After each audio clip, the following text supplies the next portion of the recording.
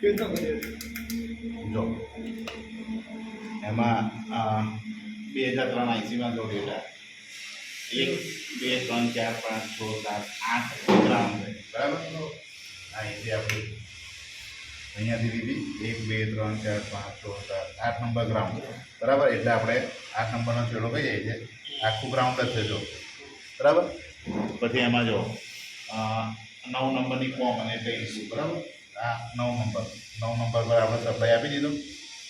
આ ડાયોડથી આ સીધો 9માં જાય છે બરાબર એટલે એને સપ્લાય મળી ગયો અને આ પિન નંબર 3 થઈ આપણી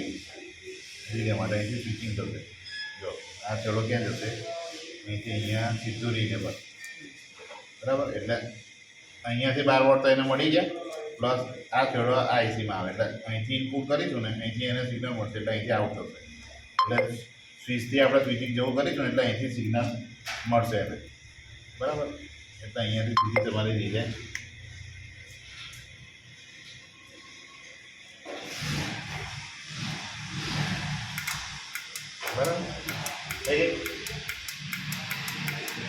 બરાબર સ્વિચિંગનું કામ કરે